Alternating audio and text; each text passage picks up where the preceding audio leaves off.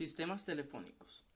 La red telefónica constituye la principal red de telecomunicaciones y nos permite la intercomunicación entre los individuos de este planeta, partiendo por la telefonía analógica a la digital, y esto nos ha permitido ofrecer nuevos servicios con menores costos.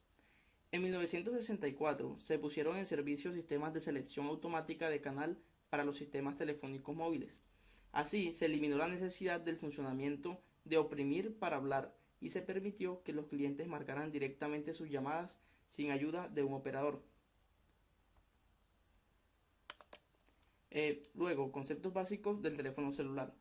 El concepto básico del teléfono celular es bastante sencillo. En esencia, los sistemas telefónicos celulares permiten que una gran cantidad de usuarios compartan una cantidad limitada de canales de uso común disponibles en una región. La FCC definió originalmente las áreas geográficas de cobertura del radio celular, basándose en cifras modificadas del censo realizado en 1980. En el concepto celular, cada área se distingue subdividiendo en células de forma hexagonal, como lo están observando en la figura, que encajan entre sí, formando una estructura de panal. Además de eso, se escogió la forma hexagonal porque proporciona la transmisión más eficiente.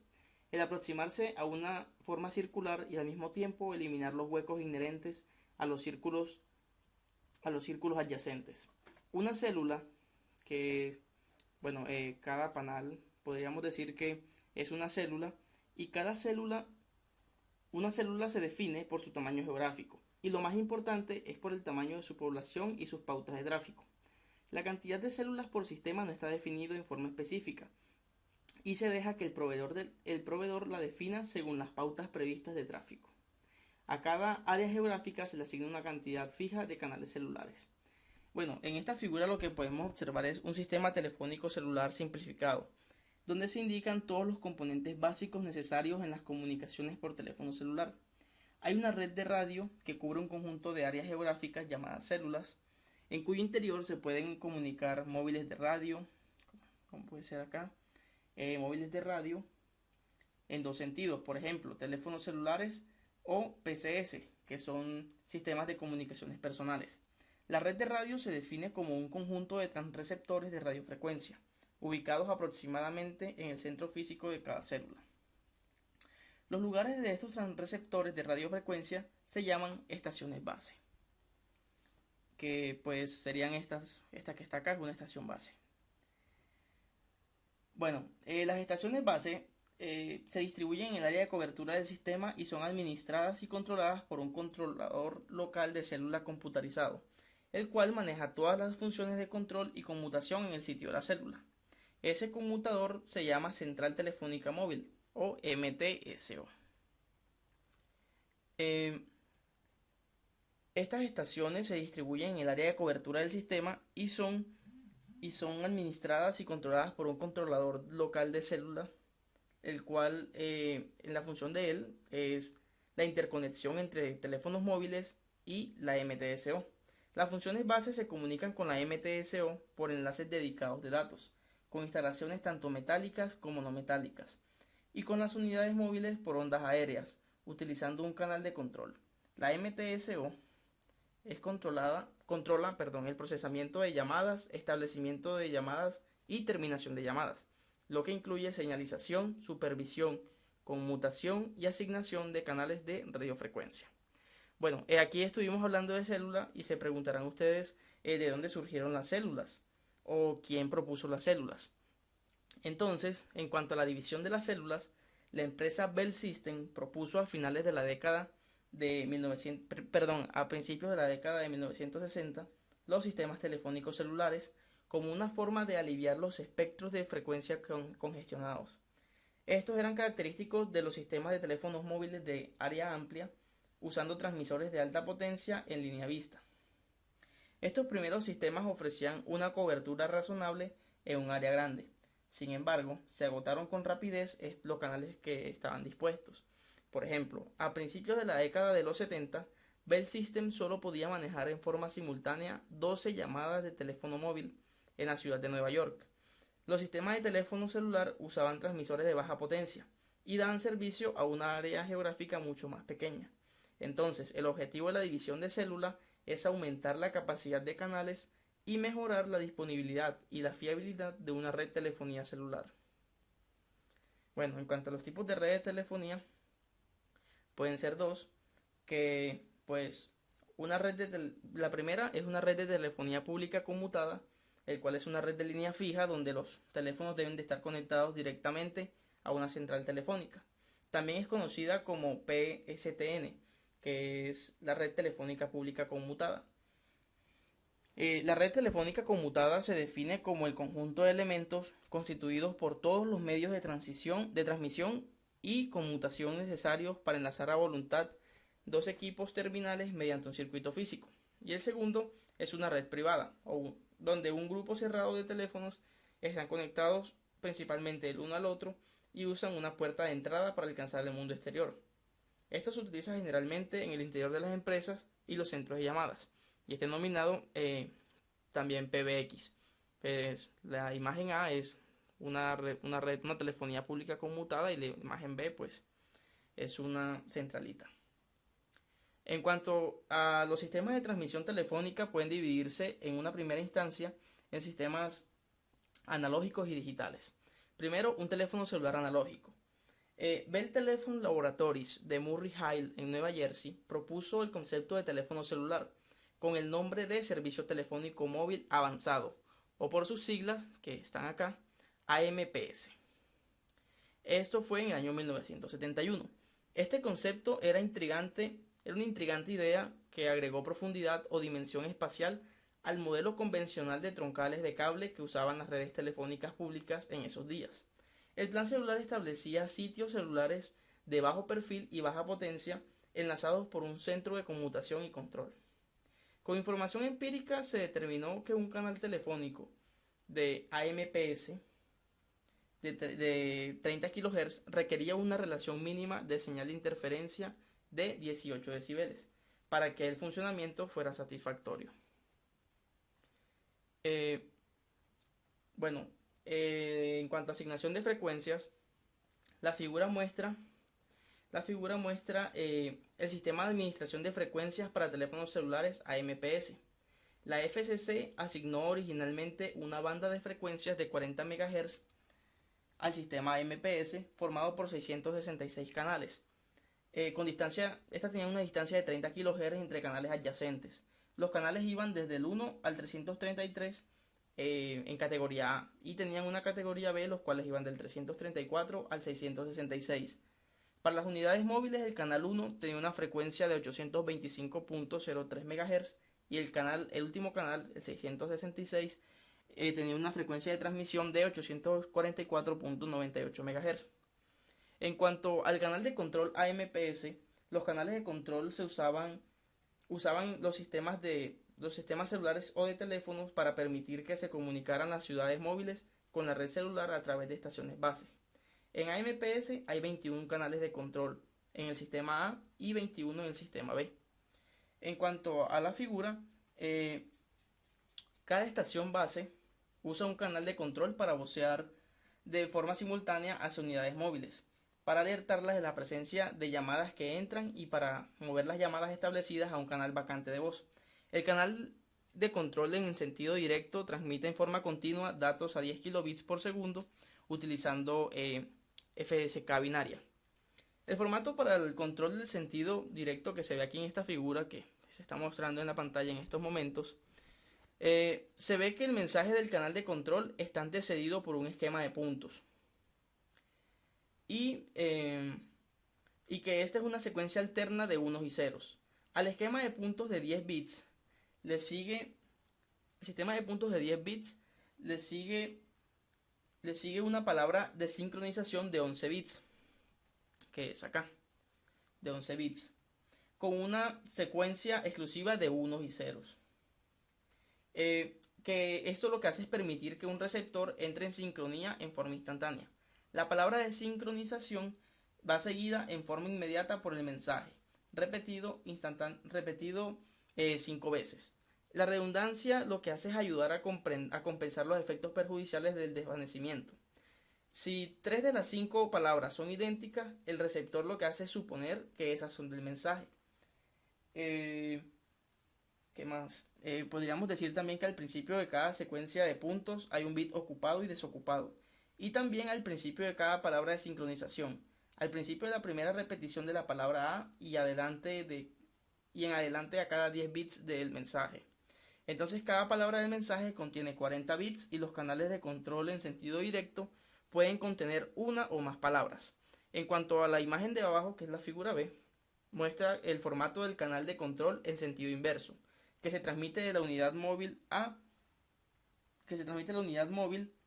la estación base. Los datos de control se transmiten a una velocidad de 10 kilobits por segundo y estos incluyen respuestas de voceo, peticiones de acceso y peticiones de registro. Todos los mensajes comienzan con el precursor de enganche RCC, el cual es formado por una secuencia de puntos de 30 bits.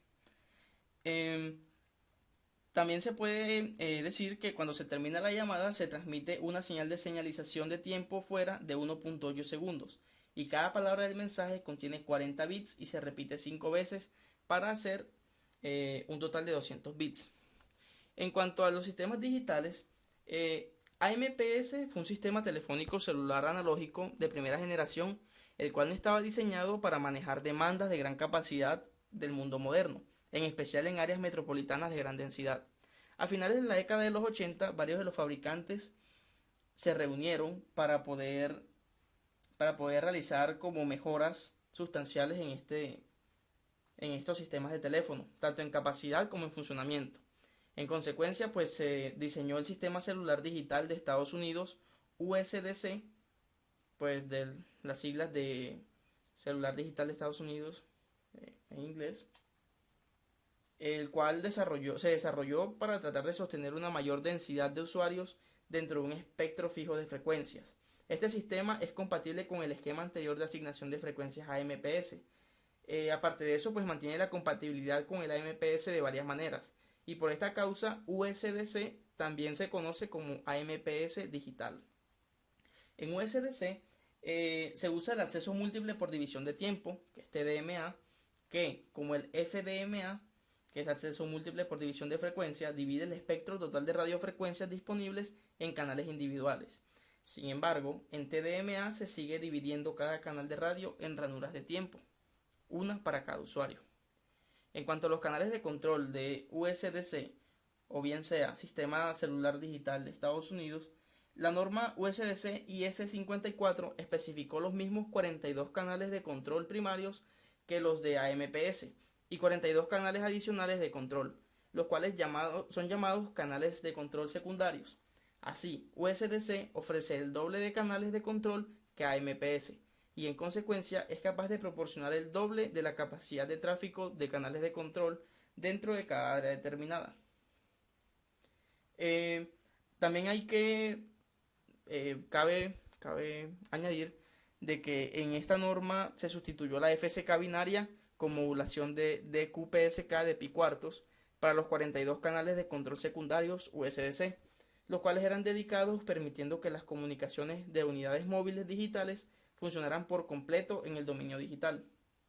Luego podemos observar un esquema de diagrama de bloques de un codificador de voz USDC de canal digital de voz. El control de errores para el canal de los datos digitalizados usaba tres mecanismos para minimizar estos errores. El primero era usando una frecuencia igual a la mitad del código convencional para proteger los bits más vulnerables de la corriente de datos del codificador de voz. El segundo era que los datos transmitidos se intercalaban para cada trama del codificador de voz en dos ranuras de tiempo, y esto lo que hacía era reducir los efectos del desvanecimiento de Rayleigh. Y 3. Se ejecutaba una comprobación de redundancia cíclica en los bits más importantes desde el punto de vista de percepción de los datos. En el sistema USDC, las señales analógicas de voz que llegan se muestran primero y a continuación se convierten a una PCM binaria en un codificador de voz especial llamado codificador lineal predictivo de suma vectorial excitadora o codificador lineal predictivo de excitación estocástica. Los codificadores lineales predictivos usaban codificadores de voz en el dominio del tiempo, los cuales trataban de extraer las características más importantes de la forma de onda de voz variable en el tiempo. En estos codificadores es posible transmitir voz con buena calidad a 4.8 kilobits por segundo y una voz aceptable, aunque de menor calidad, a menores frecuencias de bits. En cuanto al sistema telefónico celular digital de acceso múltiple por división de código, que fue en la norma IS 95, este acceso es el método que se usa en AMPS y en DAMPS. Recordemos que AMPS pues era la telefonía digital, analógica, y DAMPS la digital. Se usaba el acceso múltiple tanto en división de frecuencia como en tiempo. Usaban un método de canalización de frecuencias para administrar el espectro, y en TDMA también se usaba un método por división de tiempo. Este sistema está basado en un acceso múltiple por división de código, CDMA, y en CDMA los usuarios podían diferenciarse entre sí mediante un código único, que más que una asignación de frecuencia o de tiempo, y en consecuencia, pues lo que hizo fue que presentó varias ventajas sobre los sistemas telefónicos celulares que usaban técnicas de acceso múltiple TDMA y FDMA, como son mayor capacidad y mejor funcionamiento, y pues también mejoraba muchísimo en cuanto a confiabilidad. Las asignaciones de frecuencia y de canal de este sistema lo que hizo fue que eliminó por completo la necesidad de planear las frecuencias dentro de un determinado mercado celular. Al sistema telefónico celular estadounidense se le asignó un espectro de frecuencias de 25 MHz, y a cada proveedor de energía se le asigna la mitad de espectro disponible, es decir, 12.5 MHz. Las portadoras comunes de AMPS deben tener la banda de protección de 270 kHz. Aproximadamente equivalía a unos 9 canales AMPS a cada lado del espectro de frecuencia. Esto era para facilitar una buena transición de AMPS a CDMA. Y pues a cada canal se le asignaba un espectro de frecuencia de 1.25 MHz por cada canal de comunicaciones CDMA en un sentido. En cuanto a esta figura, pues se muestran son los espacios de frecuencia para dos canales adyacentes en la banda de frecuencias de AMPS. Como se ve, cada canal tiene 1.23 MHz de ancho, con una separación de frecuencias de 1.25 MHz entre las portadoras, y se produce una banda de protección de 200 kHz entre los canales de CDMA. Estas son necesarias para asegurar que las portadoras no se interfieran con las de los otros usuarios. En el canal inferior, pues está la banda A, que está en un canal de 283 de AMPS, y la portadora inferior CDMA en la banda D, que está en el canal de 384 AMPS. Luego pasamos ya a lo que fue un sistema global para las comunicaciones móviles, el cual pues son los sistemas satelitales móviles o MSS, que son el vehículo de una nueva generación de servicios telefónicos inalámbricos, los cuales son llamados sistemas satelitales de comunicaciones personales o PCSS por sus siglas en inglés. Y en esencia, estos satélites son radiorepetidores en el cielo, y su utilidad en las comunicaciones móviles depende de varios factores. Algunos son las características orbitales, potencia de transmisión, la altura y la técnica de modulación. Una de las ventajas de este sistema es que pues proporciona cobertura de teléfono móvil y un conjunto de otros servicios integrados en cuanto a datos, virtualmente en todo el mundo, a una base de clientes, y verdaderamente pues vendría siendo casi que global. El PCSS puede llenar los vacíos entre los sistemas telefónicos celulares, terrestres y PCS.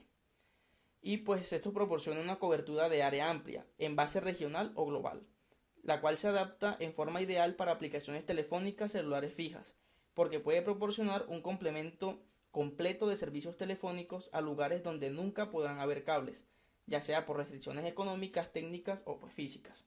También puede proporcionar servicios telefónicos complementarios y de respaldo a grandes empresas y organizaciones con muchas operaciones en distintos lugares, como manufactura, finanzas, transportes oficiales, militares y de seguros.